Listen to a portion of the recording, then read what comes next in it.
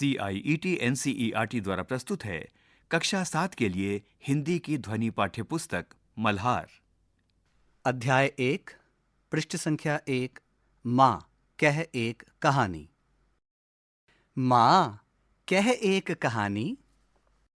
बेटा, समझ लिया क्या तूने मुझको अपनी नानी? कहती है मुझसे यह चेटी, तू मेरी नानी की बेटी। कह माँ कह, लेटी ही लेटी। राजा था या रानी? राजा था या रानी, माँ कह एक कहानी। तू है हठी मान धन मेरे, सुन उपवन में बड़े सबेरे तात भ्रमण करते थे तेरे, जहां सुर भी मनमानी। जहाँ सुर भी मनमानी, हाँ माँ यही कहानी। वर्ण वर्ण के फूल खिले थे, झलमल कर हिमबिंदु झिले थे, हल्के झोंके हिले मिले थे, लहराता था पानी। लहराता था पानी, हाँ हाँ यही कहानी। गाते थे खग कल कल स्वर से, सहसा एक हंस ऊपर से गिरा बिद होकर खरशर से, हुई पक्ष की हानि। हुई पक्ष की हानि, करुणा भरी कहानी। पक्ष की हानि। हुई पक्ष की हानि, करुणा भरी कहानी। चौंक उन्होंने उसे उठाया, नया जन्म सा उसने पाया। इतने में आखेटक आया, लक्ष्य सिद्धि का मानी। धिका मानी, कोमल कठिन कहानी। मांगा उसने आहत पक्षी, तेरे तात किंतु थे रक्षी। तब उसने जो था खग भक्षी, हठ करने की ठानी। हट करने की ठानी, अब बढ़ चली कहानी। हुआ विवाद सदै निर्दय में, उभय आग्रही थे स्व विषय में। गई बात तब न्यायालय में, सुनी सभी ने जानी। सुनी सभी ने जानी, व्यापक हुई कहानी। राहुल, तू निर्णय कर इसका, न्याय पक्ष लेता है किसका? कह दे निर्भय जय हो जिसका, सुन लो तेरी बानी। माँ मेरी क्या बानी, मैं सुन रहा कहानी। कोई निरपराध को मारे, तो क्यों अन्य उसे न उबारे? रक्षक पर भक्षक को वारे, न्याय दया का दानी। कोई निरपराध को मारे, तो क्यों अन्य उसे न उबारे? रक्षक पर भक्षक को वारे, न्याय दया का दानी। न्याय दया का दानी। न्याय दया का दानी, तूने गुनी कहानी। इस कविता के कवि हैं मैथिली शरण गुप्त। पृष्ठ 1 पर 3 चित्र दिए हुए हैं। पहले चित्र में सिद्धार्थ वन में भ्रमण कर रहे हैं। दूसरे चित्र में सिद्धार्थ के हाथ में एक हंस है। तीसरे चित्र में माता अपने पुत्र राहुल को एक कहानी सुना रही हैं। पृष्ठ 2, इस पृष्ठ पर 2 चित्र हैं। ऊपर एक चित्र में सिद्धार्थ के हाथ में घायल हंस। पृष्ठ संख्या 2 पर 2 चित्र हैं। पृष्ठ के ऊपरी भाग में सिद्धार्थ के हाथ में एक घायल हंस है, साथ ही आसमान में कुछ हंस उड़ रहे हैं। इसी पृष्ठ के निचले भाग में एक आखेटक दिखाया गया है।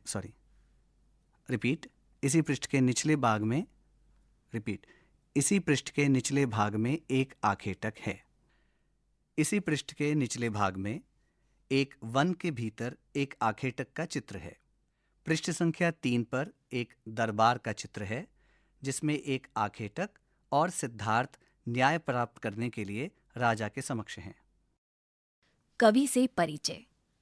मैथिली शरण गुप्त द्वारा रचित कविता का यह अंश माँ कह एक कहानी उनकी काव्य कृति यशोधरा से लिया गया है। ये माँ यशोधरा और बेटे राहुल के बीच संवाद शैली में रचा गया है। मैथिली शरण गुप्त का जन्म चिरगांव, झांसी, उत्तर प्रदेश में हुआ था। 15-16 वर्ष की आयु में ही वे कविता करने लगे थे।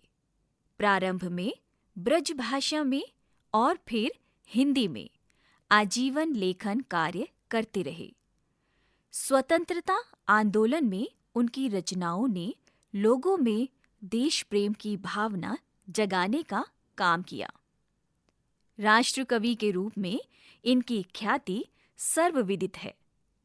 इनकी अधिकांश कृतियों में भारत की धार्मिक, सांस्कृतिक, ऐतिहासिक और राष्ट्रीय चेतना के स्वर हैं। साकेत, भारत भारती और यशोधरा उनकी काव्य कृतियां हैं। इसी पृष्ठ के निचले भाग में मैथिली शरण गुप्त का एक चित्र है, जिसके नीचे उनके जन्म वर्ष 1886 और मृत्यु वर्ष 1964 अंकित हैं। पृष्ठ संख्या 4। पाठ से। आइए अब हम इस कविता पर विस्तार से चर्चा करें।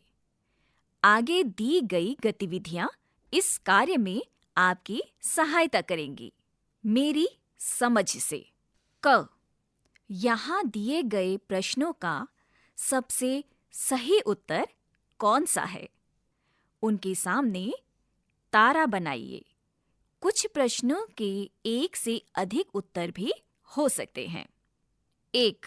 माँ अपने बेटे को करुणा और न्याय की कहानी क्यों सुनाती है?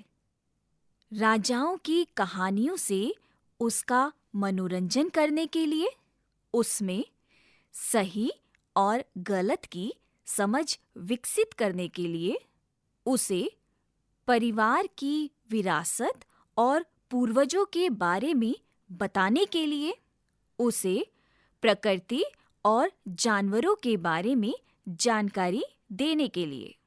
2.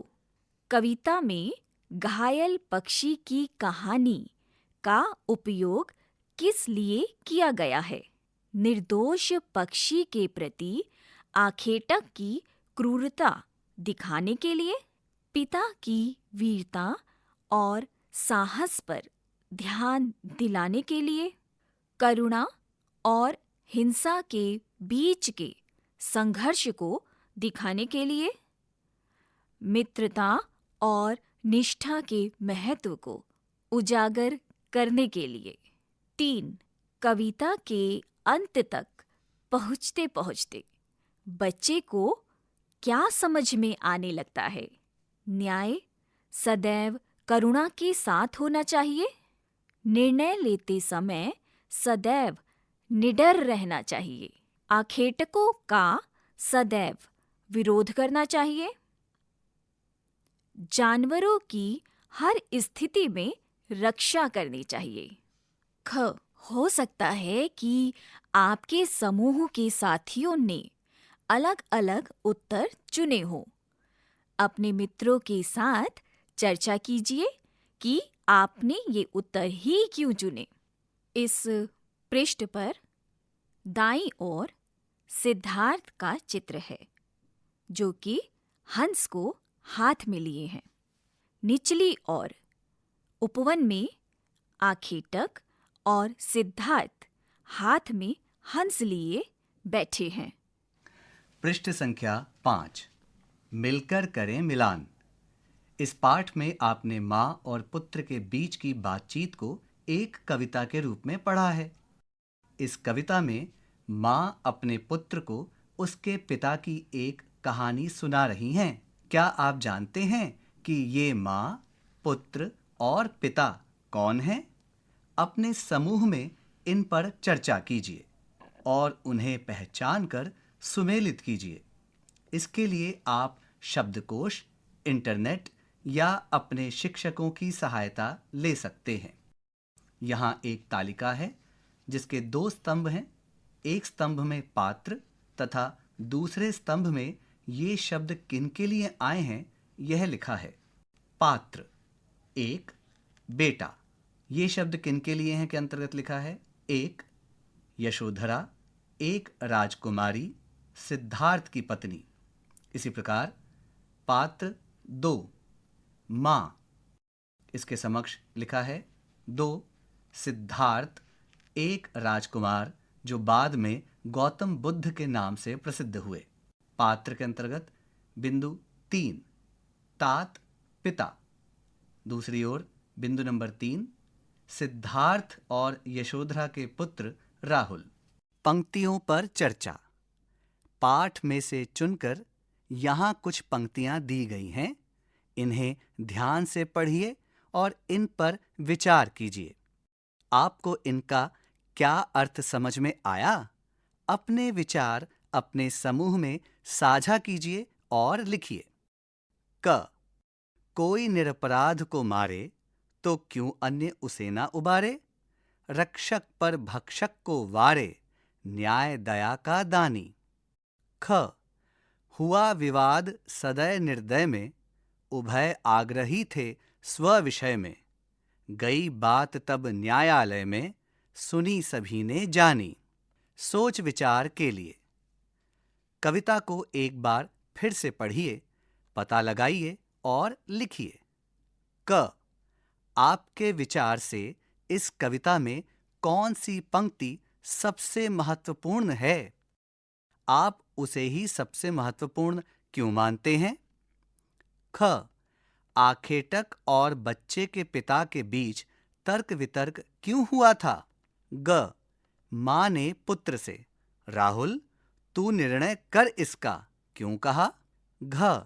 घ, यदि कहानी में आप उपवन में होते तो घायल हंस की सहायता के लिए क्या करते? आपके अनुसार न्याय कैसे किया जा सकता था? अण, कविता में माँ और बेटे के बीच बातचीत से उनके बारे में क्या-क्या पता चलता है? संकेत, कविता पढ़कर आपके मन में माँ बेटे के बारे में जो चित्र बनता है, जो भाव आते हैं या जो बातें पता चलती हैं, उन्हें भी लिख सकते हैं। पृष्ठ संख्या 6। पृष्ठ संख्या 6 के ऊपरी भाग में उड़ते हुए हंसों का चित्र है। अनुमान और कल्पना से अपने समूह में मिलकर चर्चा कीजिए। क, माँ ने अपने बेटे को कहानी सुनाते समय अंत में कहानी को स्वयं पूरा नहीं किया, बल्कि उसी से निर्णय करने के लिए कहा। यदि आप किसी को यह कहानी सुना रहे होते तो कहानी को आगे कैसे बढ़ाते? ख, मान लीजिए कि कहानी में हंस और तीर चलाने वाले के बीच बातचीत हो रही है। कल्पना से बताइए कि जब उसने हंस को तीर से घायल किया तो उसमें और हंस में क्या-क्या बातचीत हुई होगी? उन्होंने एक दूसरे को क्या-क्या तर्क दिए होंगे? ग, मान लीजिए कि माँ ने जो कहानी सुनाई है, आप भी उसके एक पात्र हैं। आप कौन सा पात्र बनना चाहेंगे और क्यों? तीर चलाने वाला, पक्षी, पक्षी को बचाने वाला व्यक्ति, न्यायाधीश, कोई अन्य पात्र जो आप कहानी में जोड़ना चाहें। संवाद। इस कविता में एक माँ और उसके पुत्र का संवाद दिया गया है, लेकिन कौन सा कथन किसने कहा है यह नहीं बताया गया है। आप कविता में दिए गए संवादों को पहचानिए कि कौन सा कथन किसने कहा है और उसे दिए गए उचित स्थान पर लिखिए। उदाहरण के लिए माँ और पुत्र का एक-एक कथन दिया गया है। पृष्ठ संख्या 7। इस पृष्ठ के ऊपरी भाग में एक चित्र है जिसमें एक ओर एक उपवन और वहीं दूसरी ओर आसमान में उड़ते हुए हंस हैं। इस पृष्ठ के ऊपरी भाग में एक चित्र है।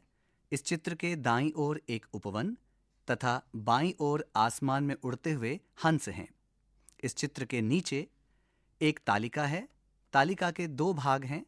पहले भाग में लिखा है पुत्र द्वारा कहे गए कथन। वहीं दूसरे स्तंभ में लिखा है माँ द्वारा कहे गए कथन। आपकी सुविधा के लिए यहाँ एक उदाहरण दिया गया है। एक माँ कह एक कहानी। इसके उत्तर में माँ ने कहा, एक बेटा समझ लिया क्या तूने मुझको अपनी नानी। अब आप दिए गए रिक्त स्थानों में माता और पुत्र के संवादों को लिखिए। शब्द से जुड़े शब्द। यहाँ दिए गए रिक्त स्थानों में प्रकृति से जुड़े शब्द कविता में से चुनकर लिखिए। आपकी सुविधा के लिए एक शब्द दिया गया है उपवन, जिसे प्रकृति के साथ जोड़ा गया है। यहाँ 6 रिक्त स्थानों में प्रकृति से जुड़े शब्दों को लिखिए। पृष्ठ संख्या 8, पंक्ति से पंक्ति। यहाँ स्तंभ 1 और स्तंभ 2 में कुछ पंक्तियां दी गई हैं। मिलती जुलती पंक्तियों को रेखा खींचकर मिलाइए। स्तंभ 1, स्तंभ 1, क्रम संख्या 1। कहती है मुझसे ये चेटी, क्रम संख्या 2। तू है हटी मान धन मेरे, क्रम संख्या 3। झलमल कर हिम बिंदु झिले थे, क्रम संख्या 4। गिरा बिद होकर खर शर से, क्रम संख्या 5। हुआ विवाद सदै निर्दय में, क्रम संख्या 6। कह दे निर्भर जय हो जिसका, क्रम संख्या 6। कह दे निर्भय जय हो जिसका, क्रम संख्या 7। तूने गुनी कहानी, क्रम संख्या 8। उभय आग्रही थे स्व विषय में, क्रम संख्या 9। तब उसने जो था खगभक्षी हट करने की ठानी, क्रम संख्या 9। तब उसने जो था खगभक्षी हट करने की ठानी, क्रम संख्या 10। रक्षक पर भक्षक को वारे न्याय दया का दानी, स्तंभ 2, क्रम संख्या 1। दोनों ही अपनी अपनी बात पर अड़े हुए थे, दोनों ही अपनी अपनी बात पर अड़े हुए थे, क्रम संख्या 2। तू बिना डरे कह दे कि जीत किसकी होनी चाहिए, क्रम संख्या 3। दयालु और निर्दयी व्यक्ति में झगड़ा हुआ, क्रम संख्या 4। न्याय में दया सम्मिलित होती है। न्याय मारने वाले के स्थान पर बचाने वाले का पक्ष लेता है, क्रम संख्या 5। हिमकण ओस की बूंदें झिलमिला रही थी, क्रम संख्या 6। तूने कहानी को समझ लिया है, क्रम संख्या 7। यह सेविका मुझसे ये कहती है, क्रम संख्या 8। तेज धार वाली तीर से घायल होकर गिर गया, क्रम संख्या 9। हे मेरे पुत्र, तू बहुत हठ करता है, क्रम संख्या 10। तब उस तीर चलाने वाले ने हठ करने का निश्चय कर लिया। अब आप स्तंभ 1 की पंक्तियों को स्तंभ 2 की मिलती जुलती पंक्तियों से रेखा खींचकर मिलान कीजिए। कविता की रचना। राजा था या रानी, राजा था या रानी, माँ कह एक कहानी। इन पंक्तियों पर ध्यान दीजिए। इन पंक्तियों की तरह इस पूरी कविता में अनेक स्थानों पर कुछ पंक्तियां 2 बार आई हैं। इस कारण कविता में पाठक को माँ बेटे की बातचीत और अच्छी तरह समझ में आ जाती है। इससे कविता के सौंदर्य में भी वृद्धि हुई है। आप ध्यान देंगे तो इस कविता में आपको ऐसी अनेक विशेषताएं दिखाई देंगी। जैसे कविता में माँ बेटे का संवाद दिया गया है, जिसे संवादात्मक शैली कहते हैं। प्रकृति और कार्यों आदि का वर्णन किया गया है, जिसे वर्णनात्मक शैली कहा जाता है। पृष्ठ संख्या 9 क। इस कविता को एक बार पुनः पढ़िए और अपने समूह में मिलकर इस कविता की विशेषताओं की सूची बनाइए। अपने समूह की सूची को कक्षा में सबके साथ साझा कीजिए। ख। यहाँ इस कविता की कुछ विशेषताएं और वे पंक्तियां दी गई हैं, जिनमें ये विशेषताएं दिखाई देती हैं। विशेषताओं का सही पंक्तियों से मिलान कीजिए। आप कविता की पंक्तियों में एक से अधिक विशेषताएं भी ढूंढ सकते हैं। कविता की विशेषताएं। यहाँ एक तालिका दी गई है जिसके 2 स्तंभ हैं। एक स्तंभ में कविता की विशेषताएं और दूसरे स्तंभ में कविता की पंक्तियां दी गई हैं। क्रम संख्या 1 संवाद दिए गए हैं। क्रम संख्या 2 पंक्ति के अंतिम शब्द की ध्वनि आपस में मिलती जुलती है। क्रम संख्या 3 कुछ शब्द 2 बार और साथ साथ आए हैं। क्रम संख्या 4 कुछ विपरीतार्थक शब्द साथ साथ आए हैं। क्रम संख्या 5 प्रकृति का वर्णन किया गया है। क्रम संख्या 6 एक ही वर्ण से शुरू होने वाले एक से अधिक शब्द एक ही पंक्ति में आए हैं। क्रम संख्या 7 प्रश्न उत्तर दिए गए हैं। क्रम संख्या 8 शब्द की वर्तनी बदलकर उपयोग किया गया है। स्तंभ 2 में कविता की पंक्तियां। क्रम संख्या 1 हुआ विवाद सदय निर्दय में। क्रम संख्या 2 हुई पक्ष की हानि। क्रम संख्या 3 बेटा समझ लिया क्या तूने मुझको अपनी नानी, कहती है मुझसे ये चेटी तू मेरी नानी की बेटी। क्रम संख्या 4 तू है हटी मानधन मेरे, सुन उपवन में बड़े सबेरे। क्रम संख्या 5 कोमल कठिन कहानी। क्रम संख्या 6 वर्ण वर्ण के फूल खिले थे, झलमल कर हिम बिंदु झिले थे, हल्के झोंके हिले मिले थे, लहराता था पानी। रूप बदलकर। आप इस तालिका में स्तंभ 1 कविता की विशेषताएं और स्तंभ 2 कविता की पंक्तियां का आपस में सही पंक्तियों से मिलान कीजिए। रूप बदलकर। सुन उपवन में बड़े सबेरे, तात भ्रमण करते थे तेरे। कविता की इन पंक्तियों को निम्न प्रकार से बदलकर लिखा जा सकता था। कविता की इन पंक्तियों को निम्न प्रकार से बदलकर लिखा जा सकता है। सुनो, आपके पिता एक उपवन में बहुत सवेरे भ्रमण किया करते थे। अब आप भी पाठ के किसी एक पद को एक अनुच्छेद के रूप में लिखिए। पृष्ठ संख्या 10 कविता में विराम चिन्ह। पृष्ठ संख्या 10 कविता में विराम चिन्ह। माँ कह एक कहानी। इस पंक्ति में आपको अनेक विराम चिन्ह दिखाई दे रहे हैं, जैसे अल्प विराम, पूर्ण विराम, उद्धरण चिन्ह। इस कविता में विराम चिन्हों का बहुत अच्छा प्रयोग किया गया है।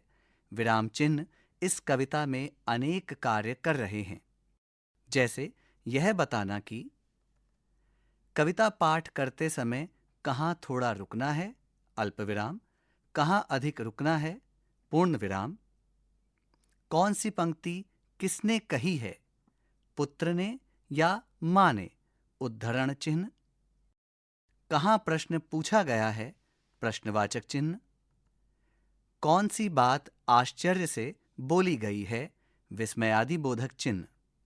क, यहाँ कविता का एक अंश बिना विराम चिन्हों के दिया गया है। इसमें उपयुक्त स्थानों पर विराम चिन्ह लगाइए। राहुल तू निर्णय कर इसका, न्याय पक्ष लेता है किसका। कह दे निर्भय जय हो जिसका, सुन लूं तेरी बानी, माँ मेरी क्या बानी, मैं सुन रहा कहानी। कोई निरपराध को मारे, तो क्यों अन्य उसे न उबारे। रक्षक पर भक्षक को वारे, न्याय दया का दानी, न्याय दया का दानी, तूने गुनी कहानी। ख, अब विराम चिन्हों को ध्यान रखते हुए कविता को अपने समूह में सुनाइए। इस पृष्ठ पर ऊपरी भाग में विराम चिन्हों के चित्र हैं जो आपस में बातें कर रहे हैं। एक चित्र प्रश्नवाचक चिन्ह का है जो कह रहा है क्या, वहीं दूसरी ओर विस्मयादि बोधक चिन्ह का चित्र है जो कह रहा है वाह। इन दोनों के मध्य एक मधुमक्खी उड़ रही है।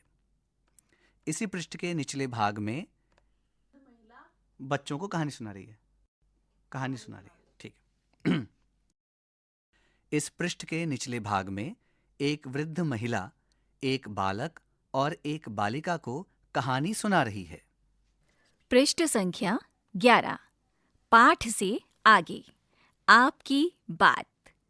क, सुन उपवन में बड़े सबेरे, तात भ्रमण करते थे तेरे। आप या आपके परिजन भ्रमण के लिए कहाँ कहाँ जाते हैं और क्यों। ख, इस पाठ में एक माँ अपने पुत्र को कहानी सुना रही है। आप किस किस से कहानी सुनते हैं या थे। आप किसको और कौन सी कहानी सुनाते हैं। ग, माँ ने कहानी सुनाने के बीच में एक प्रश्न पूछ लिया था। क्या कहानी सुनाने के बीच में प्रश्न पूछना सही है? क्यों? घ, कविता में बालक अपनी माँ से बार बार वही कहानी सुनने की हठ करता है। क्या आपका भी कभी कोई कहानी बार बार सुनने का मन करता है? अगर हाँ, तो वह कौन सी कहानी है और क्यों? निर्णय करें।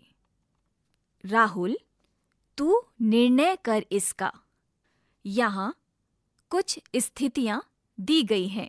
बताइए कि इन स्थितियों में आप क्या करेंगे। 1. खेलते समय आप देखते हैं कि एक मित्र ने भूल से एक नियम तोड़ा है। 2. एक सहपाठी को कक्षा में दूसरों द्वारा चिढ़ाया जा रहा है। 3. एक समूह परियोजना के बीच एक सहपाठी अपने भाग का कार्य नहीं कर रहा है। 4. आपके 2 मित्रों के बीच एक छोटी सी बात पर तर्क वितर्क हो रहा है। 5. एक सहपाठी को कुछ ऐसा करने के लिए अनुचित रूप से दंडित किया जा रहा है जिसे उसने नहीं किया। 6. एक सहपाठी प्रतियोगिता में हार जाने पर उदास है। 7. कक्षा में चर्चा के बीच एक सहपाठी संकोच कर रहा है और बोलने का अवसर नहीं पा रहा है। 8. सहपाठी किसी विषय में संघर्ष कर रहा है और आपसे सहायता मांगता है।